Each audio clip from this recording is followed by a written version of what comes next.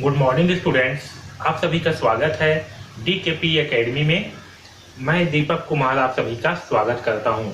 आज के इस वीडियो में हम पढ़ेंगे शेषफल प्रमेय। ओके, अध्याय 1 का है शेषफल प्रमेय। तो देखिए शेषफल प्रमेय क्या होती है तो समझिए। तो देखिए शेषफल प्रमेय क्या होती है।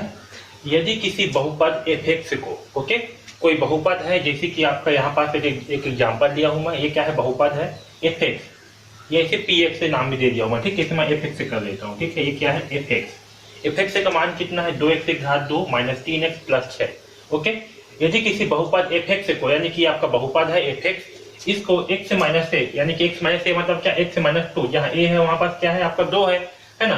तो x से माइनस 2 से भाग दिया जाए, इसे भाग करने पर दिया जाए तो शेषफल fa होता है। ओके, अब समझिए यहाँ पास जो शेषफल है वो क्या होगा, fa होगा। अब यहाँ देखिए, यहाँ क्या है fx बराबर कितना है 2x की घात 2 माइनस 3x प्लस 6। ये क्या है आपका fx है।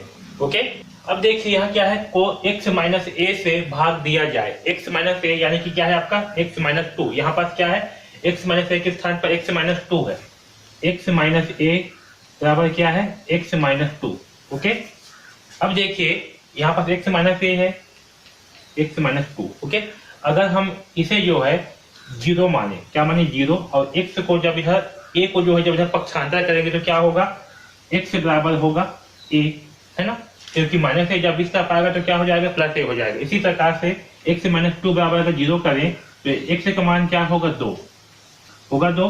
x का मान क्या रखे a है, x का मान क्या हुआ 2 हुआ। आया समझ में। x माइनस a है, यहाँ क्या है x माइनस 2, जहाँ a है उसके स्थान पे क्या है 2 है। आया समझ में। तो x माइनस a बराबर क्या रखे 0, तो x का मान क्या होगा a। तो x माइनस a से भाग दिया जाए, यानी कि इसे जो है जब x माइनस a से भाग दिया जाएगा, किसे, आपका बहुपद को, यानी कि बहुपद है जब x माइनस 2 से भाग दिया जाए तो शेषफल fa होता है। यहाँ पर जो fa है इसका मतलब क्या है आप समझो। fa का मतलब क्या है आपका, यहाँ पास 2 है ना। यानी कि जो x है इसके स्थान पर अगर हम क्या रखेंगे, a रखेंगे। a मतलब क्या आपका 2। तो ये जो x है, यानी कि जो बहुपद है इसमें क्या है x है। तो इस बहुपद में जहां पास भी x है वहां पास अगर हम 2 रखते हैं, क्या रखते हैं 2, तो जो भी आंसर प्राप्त होगा वो क्या होगा, आपका शेषफल होगा। आया समझ में। यही जो है आपका शेषफल प्रमेय है। आया समझ में। यहाँ देखिए fa का अर्थ है जब fx का मान जब x बराबर a हो, यानी कि जो x का मान है वो क्या होगा, यहाँ से जो है हम x का मान निकाल लेंगे। ये जो जैसे हम भाग कर रहे हैं वहां से क्या करेंगे, x का मान निकाल लेंगे और इस मान को जो है इस बहुपद में रखेंगे। जहाँ x है वहां पर क्या रखेंगे, इस मान को जो है रखेंगे बहुपद में। उसके बाद जो आंसर प्राप्त होगा वो क्या होगा, शेषफल होगा। आया समझ में। यही जो है आपका शेषफल प्रमेय है। आया समझ में। चलिए एक एग्जाम्पल को हल करते हैं तो आपको और अच्छे ढंग से जो है समझ में आ जाएगा। ठीक है, तो देखिए इसे हम क्या करेंगे, शेषफल प्रमेय की सहायता से शेषफल ज्ञात करेंगे। ओके, अब देखिए यहाँ पास fx का मान कितना है, fx का मान है 2x की घात 2 माइनस 3x प्लस 6। ओके, इतना समझ में आया सबको। अब यहाँ देखिए हम किससे भाग करेंगे, यहाँ भाजक क्या है, तो यहाँ पर भाजक है आपका, भाजक बराबर क्या है gx बराबर x minus 2। Okay, x minus क्या है 2 है। तो यहाँ पर जो है हम x माइनस 2 बराबर क्या कर देते हैं 0 करते हैं और यहाँ से x का मान निकाल लेंगे। तो x का मान क्या आएगा, इस 2 के जहाँ पक्षांतर करेंगे तो 2 क्या है माइनस 2 है, तो क्या आ जाएगा, पक्षांतर करने के बाद 2 आएगा, यानी कि x का मान क्या आया 2।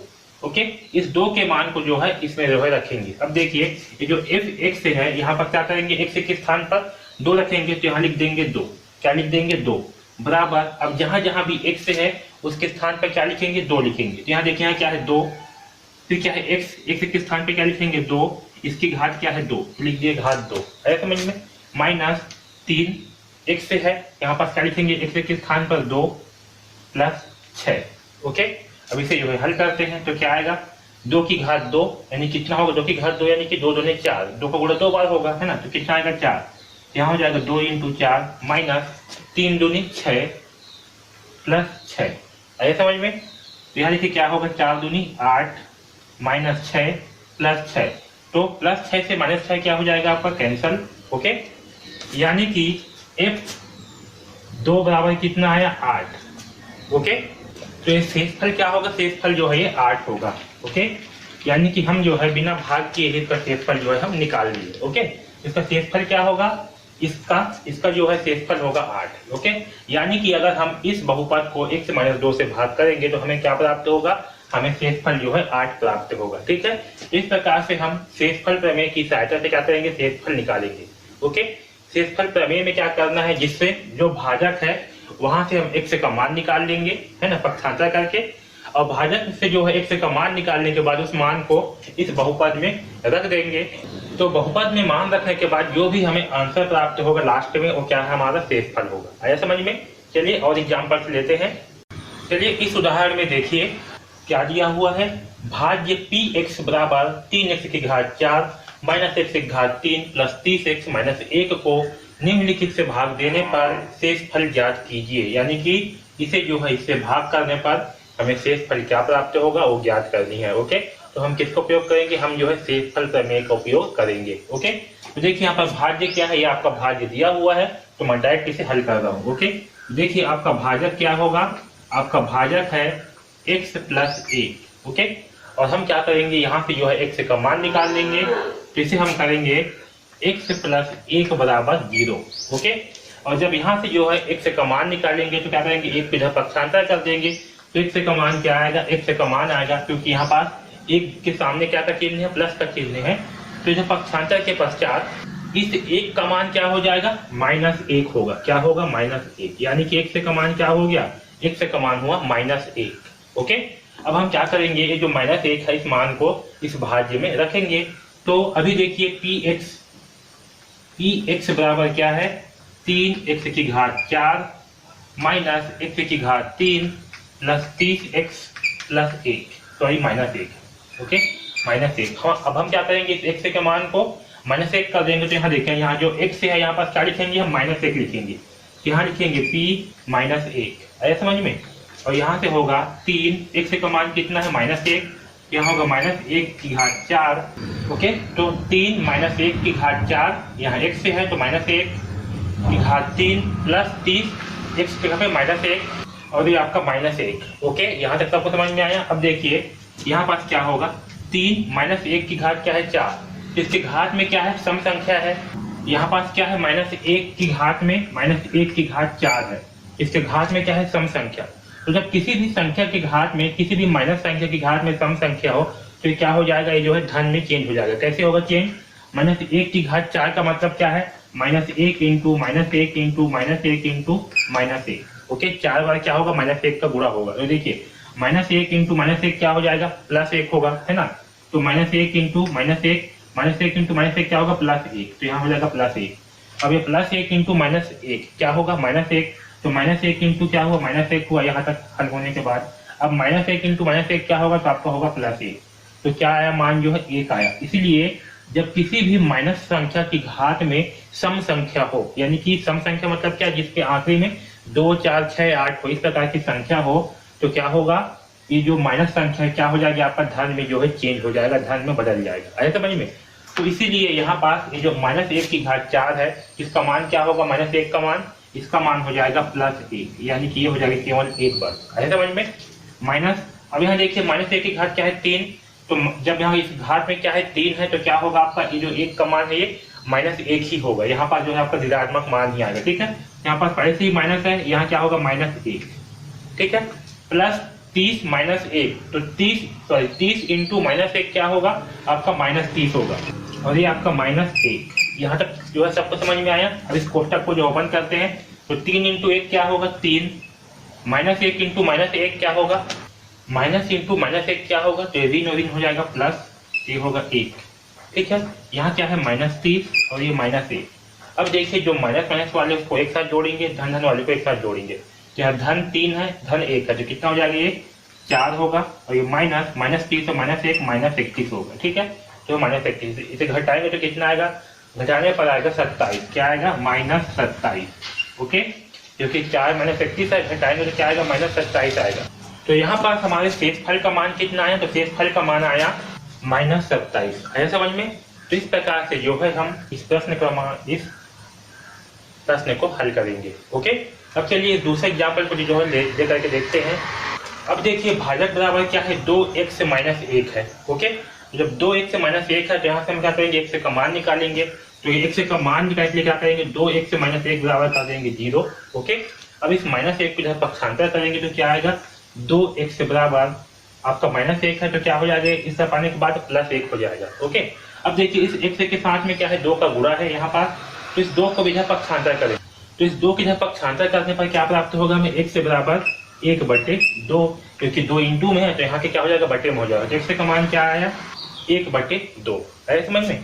अब इस मान को क्या करेंगे हम, इसमें जो है रखेंगे। तो देखिए px बराबर कितना है, 3x की घात 4 माइनस x की घात 3 प्लस 30x माइनस 1। इसमें क्या करेंगे, x का मान को रख देंगे।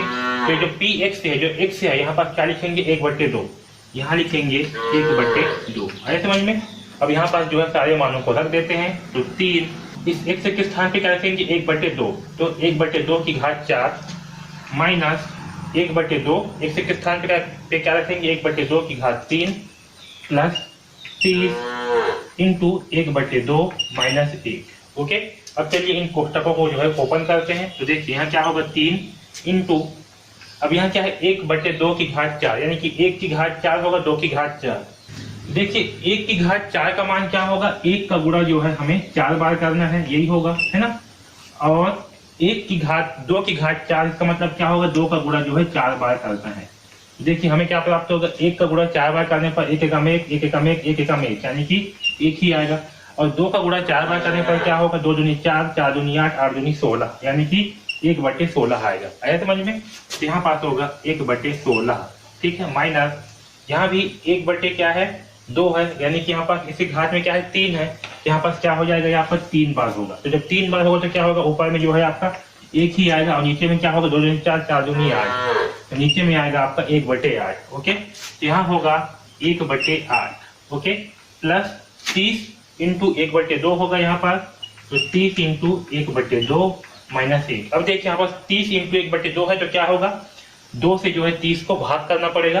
तो 2 एकम 2 और 2 पंद्रह होता है 30। ओके, अब इस तरफ देखिए यहाँ पर क्या आएगा, 3 इंटू 1/16, जिसे हम लिखेंगे 3/16। Okay, minus 1/8। ओके, प्लस 15/1, यहाँ कुछ नहीं है, मतलब क्या है, 1 है, ठीक है, माइनस 1। ओके, इस 1 के नीचे भी कुछ नहीं है, मतलब क्या मानेंगे, हम 1 मानेंगे। ओके, अब इस 16, यहाँ इसके नीचे क्या है, 16, यहाँ क्या है 8, यहाँ क्या है 1, यहाँ क्या है 1, तो क्या करेंगे, जो नीचे में जो हर है इन सब का लघुत्तम निकालेंगे। ओके, तो क्या है, 16 और 8 है, बाकी तो 1 1 है, तो उसका कोई मतलब नहीं है, ठीक। तो 16 और 8 का लघुत्तम कितना आएगा, तो देखिए 2 से भाग करेंगे तो 2 8 16, 2 चौक 8, 2 चौक 8, 2 दूनी 4, है ना, 2 दूनी 4, 2 एकम 2 और 2 एकम 2, यानी कि लघुत्तम आएगा 2 दूनी 4 4 दूनी 8 8 दूनी 16, कितना आएगा, 16, ठीक है। तो यहाँ नीचे में लिखेंगे 16, ठीक है। अब इससे क्या करेंगे, आपस में घटाएंगे जोड़ेंगे, जो भी करेंगे करेंगे, ठीक। तो देखिए लघुत्तम कितना है, 16। अब पहली संख्या क्या है, 3/16, इसके नीचे में क्या है, 16, तो इस 16 से इस 16 को भाग करेंगे तो कितना आएगा, 1 आएगा, है ना। 16 से 16 को भाग करने पर कितना आएगा, 1 आएगा। तो इस 1 का गुणा जो है इस 3 के साथ में करेंगे, तो क्या होगा, 3 एकम 3, यहाँ होगा 3।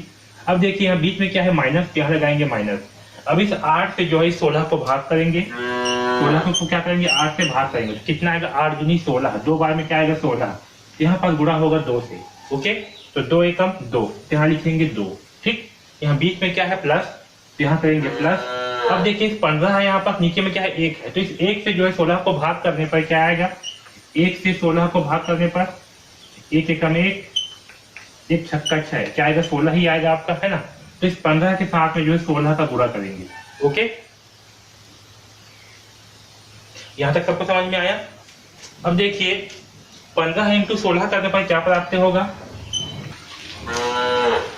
अब देखिए 15 इंटू 16 है, इसका मान कितना आएगा, 240, तो यहाँ लिखेंगे 240। ओके, अब यहाँ नीचे में 1 है, फिर 16 को भाग करेंगे 1 से, तो कितना प्राप्त होगा हमें, 16 ही, तो यहाँ करेंगे इंटू 16, तो यहाँ आएगा माइनस 16 इंटू 1, तो 16 आएगा। ओके, यहाँ तक सबको समझ में आया अच्छे से।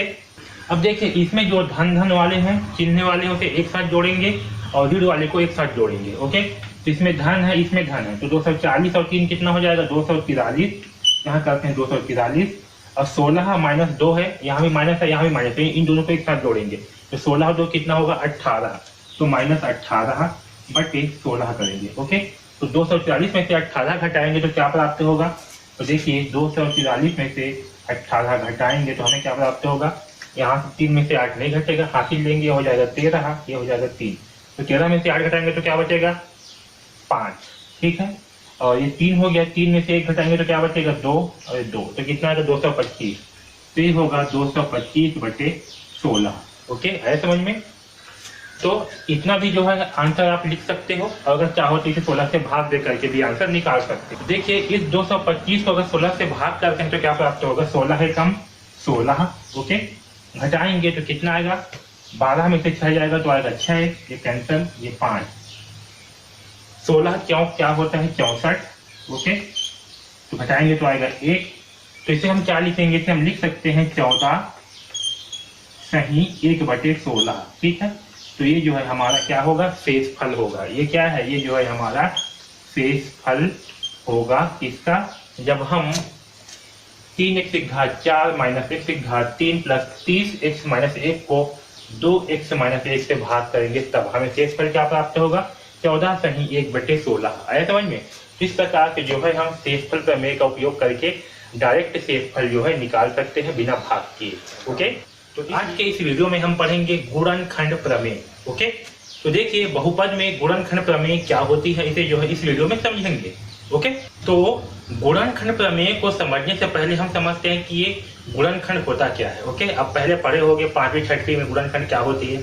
ओके, इसे जो है एक बार फिर से रिमाइंडर करते हैं, रिक्लाइम करते हैं। ओके, तो देखिए गुणनखंड क्या होती है।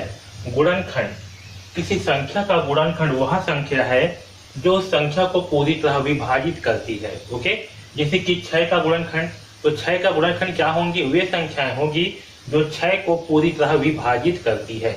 जैसे कि 6 को क्या क्या पूरी तरह से विभाजित करती है, जिससे कि शेषफल हमें शून्य प्राप्त हो। देखिए 6 को अगर हम 2 से भाग करते हैं तो क्या आएगा 2 3 6, 3 बार में 6 आएगा और शेषफल क्या होगा 0।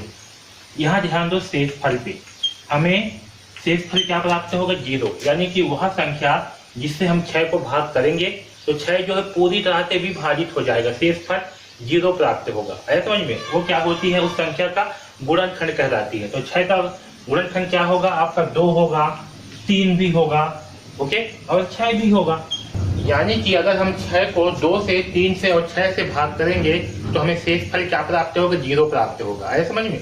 ये संख्याएं क्या है, ये संख्याएं जो है 6 का गुणनखंड है। आया समझ में। इसी प्रकार से अगर हम 25 को देखें, ठीक है, तो 25 को अगर हम 5 से भाग करते हैं तो क्या होगा 5 पंजे 25, ओके, और हमें शेषफल क्या प्राप्त होगा, हमें जो है शेषफल 0 प्राप्त होगा। यानी कि 5 क्या है 25 का गुणनखंड है। आया समझ में इतना। ठीक है, तो गुणनखंड क्या होती है, वह संख्या होती है जो उस संख्या को पूरी तरह से विभाजित करती है, जिससे कि हमें शेषफल जो है 0 प्राप्त होता है। आया समझ में इतना। देखिए गुणनखंड प्रमेय क्या होती है, अब इसे जो है समझते हैं। तो यदि किसी बहुपद के भाजक को, ठीक है, यदि किसी बहुपद में भाजक से किसी भाज्य को भाग देने पर शेषफल 0 प्राप्त हो, तब वह भाजक उस भाज्य का एक गुणनखंड होता है। समझ में। यानी कि अगर किसी भाज्य से कोई भाजक को भाग देने पर हमें शेषफल जो है 0 प्राप्त होता हो, तब वह भाजक उस भाज्य का गुणनखंड कहलाता है। समझ में।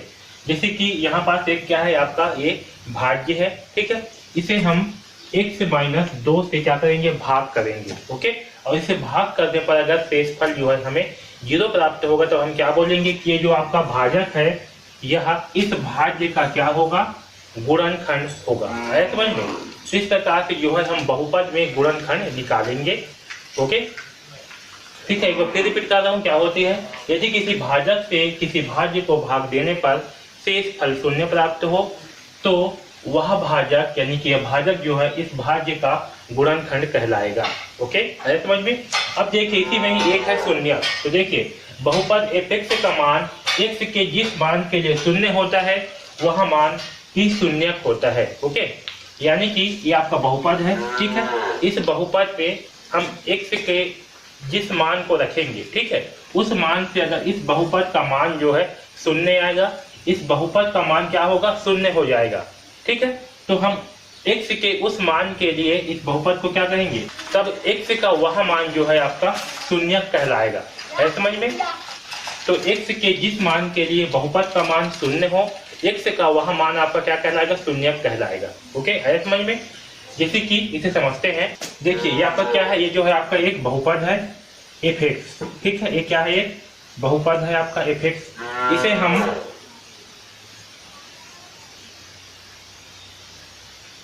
x-2 से क्या करेंगे, भाग करेंगे। ओके, तो x-2 से भाग करेंगे, तो भाग करने के लिए हम क्या करेंगे, इसे जो है हम शेषफल प्रमेय की सहायता से भाग करते हैं। ओके, तो शेषफल प्रमेय में क्या होता है, x का मान जो है यहाँ से निकालेंगे। ओके, तो यहाँ से x का मान क्या आएगा, x का मान आएगा x-2 बराबर 0, यानी कि x बराबर क्या आएगा, 2 के जब पक्षांतर करेंगे तो 2 आएगा, ठीक है।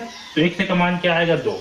तो देखिए अगर यहाँ पास हम x का मान रखते हैं 2, ये x के स्थान पे क्या रख दिए, 2, तो x के स्थान पे क्या रखेंगे, 2, तो यहाँ होगा 2 की घात 3 माइनस 3 इंटू 2 की घात 2 प्लस 4 इंटू 2 माइनस 4। ओके, अब देखिए यहाँ पर 2 की घात 3 है, तो 2 की घात 3 का मतलब क्या होगा, इसका मतलब होगा 2 इंटू 2 इंटू 2। ओके, तो 2 दूनी 4, 4 दूनी 8, इसका मान क्या होगा, 8। तो यहाँ पास आएगा 8 माइनस 2 की घात 2 का मान क्या होगा, 4, तो यहाँ होगा 3 इंटू 4। ओके, माइनस 4 दूनी 8 प्लस होगा प्लस 4 दूनी 8 और माइनस 4। ओके, अब इस कोष्टक को ओपन कर लेते हैं, तो क्या होगा, 8 माइनस 4 तिया 12, यहाँ क्या है, प्लस 8 और माइनस 4। ओके, अब माइनस वाले को एक साथ जोड़ेंगे, प्लस वाले को एक साथ जोड़ेंगे, तो 8 प्लस 8 क्या होगा, 16, और माइनस 12 माइनस 4 क्या होगा, माइनस 16।